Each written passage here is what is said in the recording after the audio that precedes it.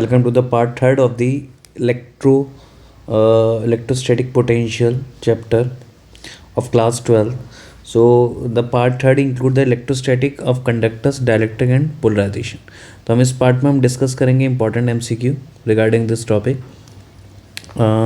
तो हमारा पहला यहाँ पर क्वेश्चन है, when a dielectric slab is introduce between the plates of a charge parallel plate capacitor, its potential increases, electric field decreases, charge increases और capacitance decreases. ठीक है, तो ये क्वेश्चन कई बार रिपीट होता है, तो इसको पूरे मैं बताता हूँ कि जब भी हम डाइलेक्ट्रिक कांस्टेंट इंट्रोड्यूस करेंगे, ठीक है, ये पैरेलल प्लेट कैपेसिटर की प्लेट्स हैं,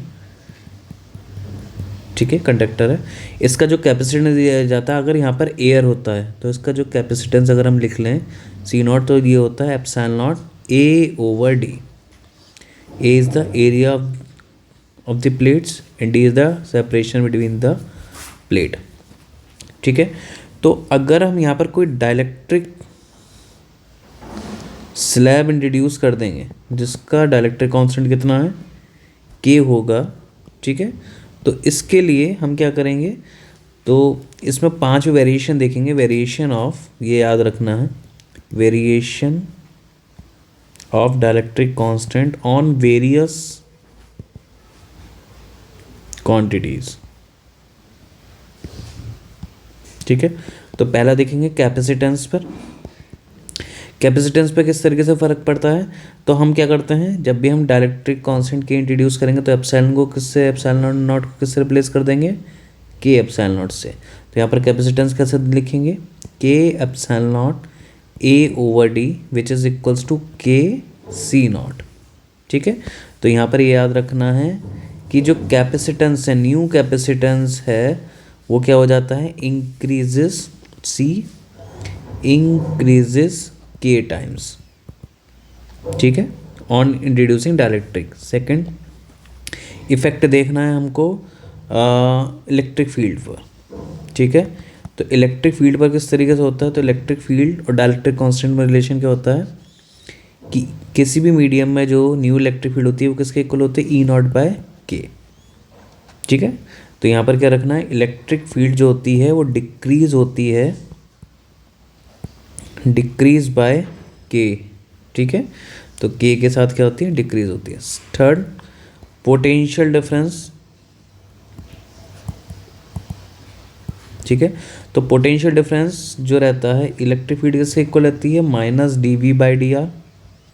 और अगर यूनिफॉर्म पोटेंशियल है और अगर मैग्नीट्यूड की बात करते हैं केवल, तो क्या हो जाएगा, V upon R. R is the separation, तो हम सेपरेशन में डी लिख सकते हैं.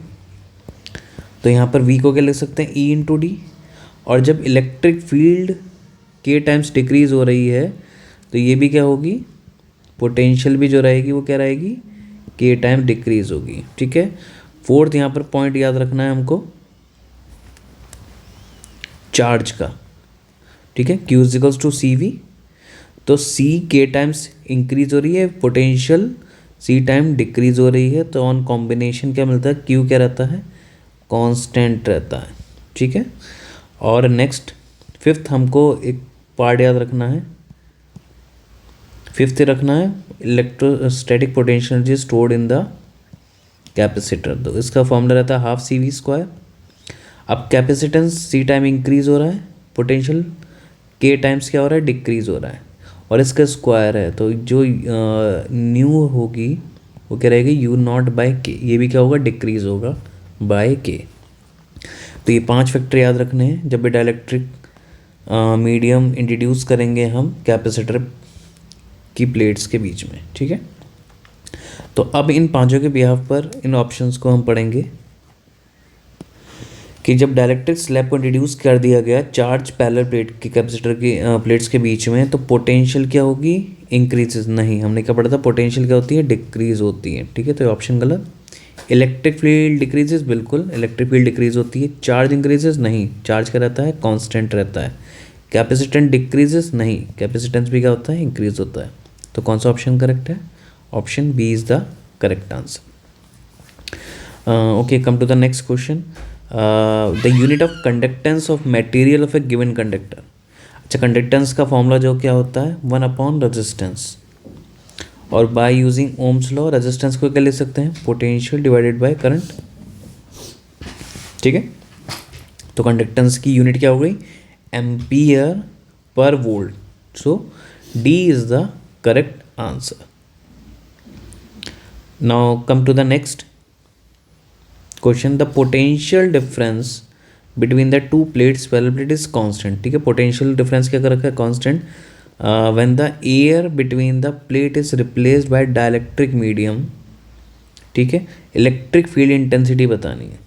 ठीक है, तो इलेक्ट्रिक फील्ड भी क्या रहेगी, कांस्टेंट रहेगी, रिमेन्स अनचेंज। ठीक है, क्योंकि पोटेंशियल चेंज नहीं कर रहे, डिस्टेंस भी नहीं है, तो अगर हम पोटेंशियल को कांस्टेंट रख रहे हैं तो इलेक्ट्रिक फील्ड भी क्या रहेगी, कांस्टेंट रहेगी। ठीक है, तो remains unchanged. Okay, now the dielectric constant of air. Air के लिए डाइलेक्ट्रिक कांस्टेंट कितना होता है, 1। ठीक है, 8.854 ये क्या चीज़ है, ये है इलेक्ट्रिकल परमिटिविटी की वैल्यू। ठीक है, एप्सिलॉन नॉट की वैल्यू है, और ये किसकी वैल्यू है, के की वैल्यू है। तो डाइलेक्ट्रिक कांस्टेंट क्या होता है, के, और ये क्या होता है, electrical permittivity of free space.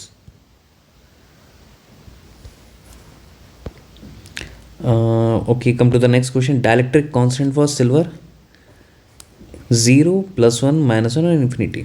ठीक है, सिल्वर इज़ अ मेटल। ठीक है, तो मेटल में क्या प्रॉपर्टी होती है, अगर हम कोई भी चार्ज देते हैं तो उसकी सरफेस पर आ जाता है। ठीक है, और अंदर चार्ज क्या रहता है, 0, यानी कि इलेक्ट्रिक फील्ड कितनी रहती है, 0। तो डाइलेक्ट्रिक कांस्टेंट को डिफाइन कैसे करते हैं, E0 डिवाइडेड बाय उस मीडियम में E मीडियम। ठीक है, अच्छा, इलेक्ट्रिक फील्ड 0 है, यानी कि ई मीडियम 0 है, तो E0 bye 0 which means infinity. ठीक है, तो के की वैल्यू कितनी हो गई, इन्फिनिटी होगी। ठीक है, next question. Capacity of a spherical conductor of radius R. ठीक है, तो स्पेरिकल कंडक्टर के लिए कैपेसिटी जो रहती है उसका फॉर्मूला रहता है ये, C is equals to 4πε0 r। फिर r is the radius of the spherical capacitor. Okay, next question. The value of dielectric constant for vacuum. अच्छा, वैक्यूम या एयर, ठीक है, दोनों को हम एक ही मानते हैं, और डाइलेक्ट्रिक कांस्टेंट कितना होगा, 1 होगा। अच्छा, dielectric constant of a metal. Metal again just like silver, जैसे सिल्वर वाला क्वेश्चन करा था, तो उसमें सिल्वर भी क्या मेटल है, तो मेटल के लिए डाइलेक्ट्रिक कांस्टेंट याद रख लो, जितने भी फॉर मेटल्स। ठीक है, के की वैल्यू क्या होगी, इनफाइनाइट। ठीक है, फॉर एयर या वैक्यूम, ठीक, के की वैल्यू क्या रहेगी, +1। So correct option is option B. The motion of electron inside the conductor क्या होता है, यूनिफॉर्म, एक्सेलरेटेड, ड्रिफ्टिंग और डी एक्सेलरेटेड। ठीक है, तो सबसे पहले कंडक्टर बताओ, कंडक्टर के अंदर इलेक्ट्रिक फील्ड कितनी रहेगी, 0। अच्छा, इलेक्ट्रिक फील्ड 0 और इलेक्ट्रॉन पे चार्ज आता है E, तो उस पर फोर्स कितनी लगेगी, QE, यानी कि E, और इलेक्ट्रिक फील्ड है 0, तो फोर्स कितनी लग रही है, 0। तो फोर्स 0 है तो एक्सेलरेशन भी 0 होगा। ठीक है, तो ना एक्सेलरेशन होगा आंसर है, ना इसका डी एक्सेलरेशन होगा। अच्छा, ड्रिफ्टिंग, ड्रिफ्टिंग भी इलेक्ट्रिक फील्ड, ड्रिफ्टिंग जो होती है इलेक्ट्रिक फील्ड की वजह से या फिर एक्सेलरेशन की वजह से होती है। तो जब एक्सेलरेशन 0 है हमारा, तो ड्रिफ्टिंग भी नहीं होगी। तो हमारा इसका आंसर क्या रहेगा, ए ऑप्शन रहेगा, uniform is the correct answer. So we have this much MCQ. We will meet in the next video. Thank you.